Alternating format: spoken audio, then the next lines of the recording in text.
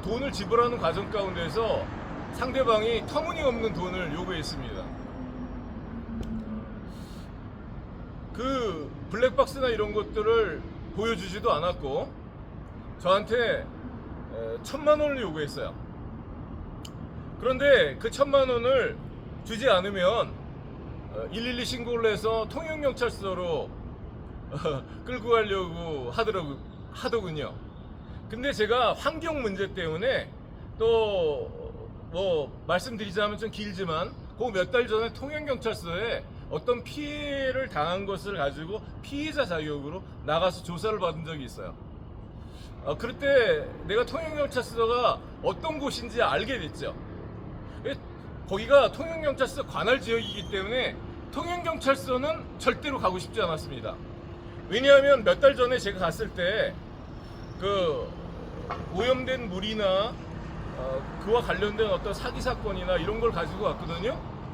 근데 영상 녹화실에 데려가서 영상 녹화 원본을 나중에 다 삭제시켜 버리더라고요. 그때 독직 폭행이 있었습니다. 근데 나중에 그 영상에 분명히 나오겠죠. 독직 폭행 장면이. 저한테 조서를 열람할 시간을 주지 않고 그냥 무조건 조서를 뺏어가려고 그랬어요. 왜냐하면 그 조서에 사인을 안 해도 그냥 올리겠다는 거죠. 근데 그 조서에 제가 했던 말이랑 다른 말이 기록이 되어 있기 때문에 제가 사인할 수 없었어요. 근데 그 조서를 좀 더 읽어보려고 그러는데 무조건 뺏어가면서 제 손목도 비틀고 폭행을 했었습니다. 그래서 뭐 어디 크게 다친 것은 아니에요. 그렇지만 양쪽 손목이 다 찰가성으로 다 이렇게 까졌고, 왜냐하면 두 사람이 양쪽에서 그렇게 했기 때문에 그 과정에 허리가 좀 이렇게 좀 아팠죠. 그래서 상해 진단 2주가 나왔습니다. 그런데 내가 그걸 가지고 이렇게 신고를 했는데 그 신고한 것이 증거로 이제 거기 영상 녹화본이 통영경찰서에 있는데 그것을 안 주더라고요. 몇 달을 끌고. 그러더니 나중에 제 허락도 없이 개인정보를 보호해야 된다고 뭐 그런 명분으로 그냥 지워버렸어요. 그 원래 15년 보관해야 되는 거죠. 영상 녹화본을. 그 원본을 그냥 삭제해버렸습니다. 제가 왜 원본을 말씀드리냐면 재판정에서는 공판 때 원본을 받죠. 그런 일이 있기 때문에 제가 산길에서 그들이 욕도 하고 1,000만 원을 요구할 때 어느 정도 수용을 해서 돈을 주지 않으면 그 상황을 모면할 수 없겠다 싶어서 그들이 요구했던 최종적으로 700만 원을 지급하게 됐습니다. 지급하기 전에 저희 집사람을 그들의 차에 깜깜한 산에서 태우려고 하더라고요. 네. 그런 것들이 나중에 이제 제가 한 2, 3일 지나서 알고 보니까 지나가는 사람들이 그런 말씀을 하세요. 저희 차는 잘못이 없다고. 그 차는 여자가 운전했다고. 근데 사고 당일날 남자가 운전했다고 그랬거든요. 여자가 운전했다고 그러더라고요. 그리고 그 차가 사고 직전에 저희 차 앞으로 끼어 들어와가지고 그 차 앞에 있는 산타페 차를 추돌했다고 그러더라고요. 이게 처음 듣는 말인데 나중에 제가 그 앞지르기를 한 그 아반떼 차에 물어봤어요. 그랬더니 앞지르기를 시인하지 않고 앞에 가만히 정차에 있다가 저희 차한테 피해를 당했다고 그러더라고요. 저는 못 봤으니까. 그렇지만 목격자가 말해주는 거랑 틀리죠. 그래서 운전은 누가 했냐 이렇게 물어볼 때 남자가 했다고 맨 처음에 말했습니다. 근데 목격자가 있고 거기 CCTV가 있다고 말하니까 그 위에 CCTV가 있었거든요. 그래서 CCTV가 있으니까 그거 나중에 조사해보면 거기 다 나올 거라. 그러니까 여자가 운전했다는 걸 시인했습니다. 그래서 운전자 바꿔치기는 그 상대방 차량에서 시인했어요. 그리고 저희가 신고한 게 아니라 상대방 그 산타페차, 아반떼차 그 사람들이 공모해서 통영경찰서에 또 신고를 했어요. 돈을 다 받았는데 저희가 10월 15일 날 사고 당일 날 이렇게 송금을 해줬습니다. 어떤 분들은 댓글에 그래요. 왜 이 돈을 줬냐 그래요. 이 돈을 줬기 때문에 합의라 이거죠. 맞습니다. 합의서 썼습니다. 하지만 저는 후에 진실을 알면서 요게 사기 공갈이라고 생각해요.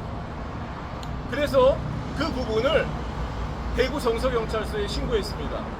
왜 사기 공갈이냐면 이 사람들이 저희 집사람에게 이 거액을 받아가면서 명분이 자동차 수리비랑 뭐 기타 등등해서 앞으로 민형사 따지지 않기로 하고 받아간 거예요.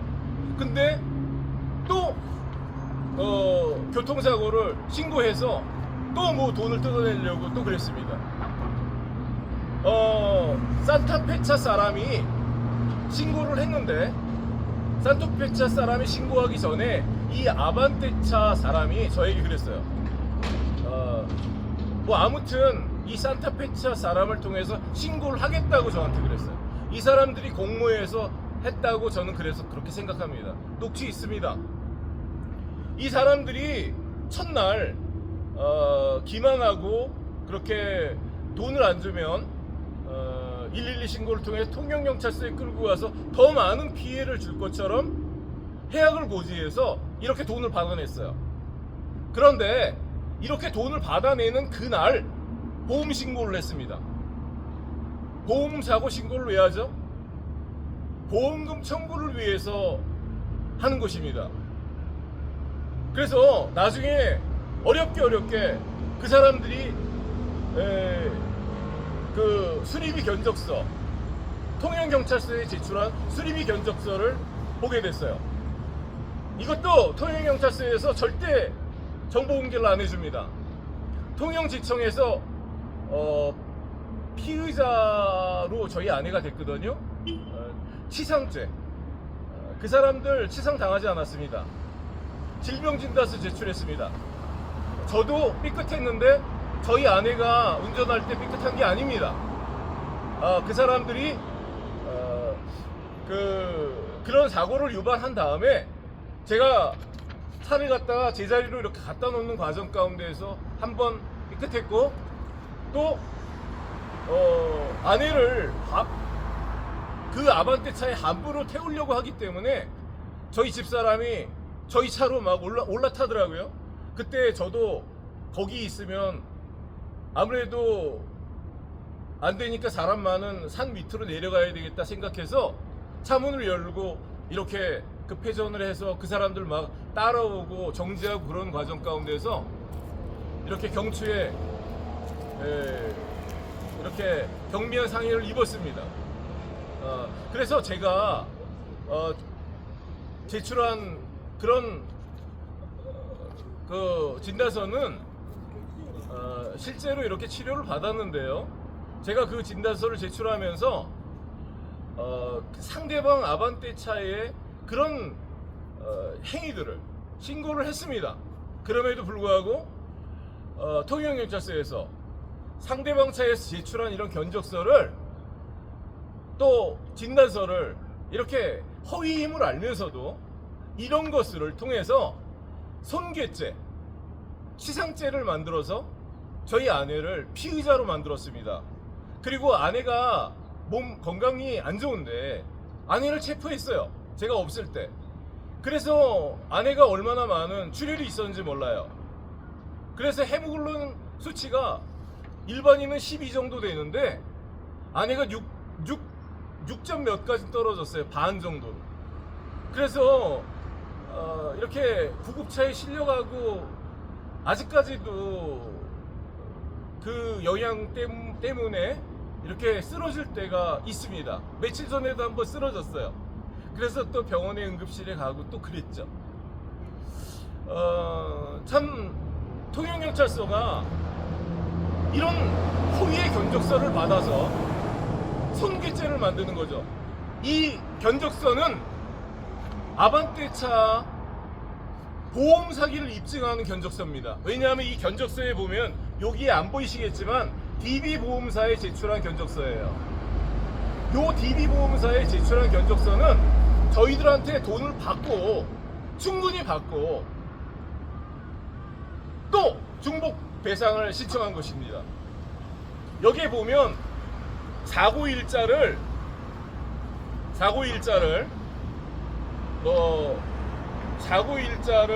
1월 28일로 이렇게 기록하고 있어요. 저희 노을 전망대에서 통영에서 사고가 났던 것은 10월 15일입니다.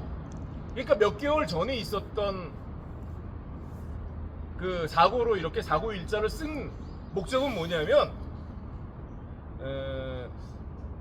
보험금을 또 재청구할 때, 중복으로 청구할 때 아무튼 날짜를 바꾼 거죠. 그래서 이거 허위 사문서 혹은 위변조된 사문서라고 생각합니다. 이런 것들을 제출 받았으면 여기 사고 날짜랑 저희 사고랑 틀리잖아요. 그러면 통영경찰서에서 그걸 통해서 손괴죄를 저희 아내에게 뒤집어 씌울 수가 없는 거죠. 그런데 손괴죄를 뒤집어 씌워서 저희 집사람을 체포하고 구금했습니다.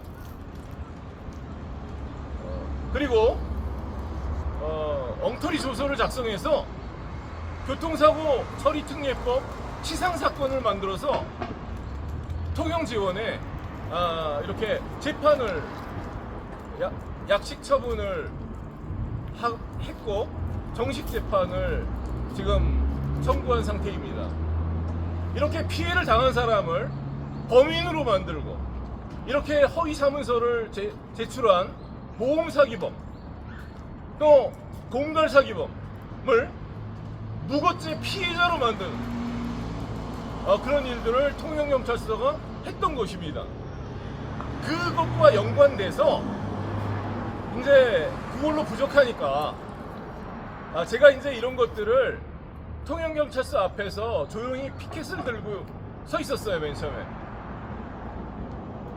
그리고 이 일들이 진행될 때 통영경찰서에서 위변조된 휴대폰 영상을 사용했습니다. 2개월, 3개월 동안 사고 장면이 없다고 말했어요. 저희는 그때 좀 차량에 고장이 있어서 들어왔다 나갔다 했었어요.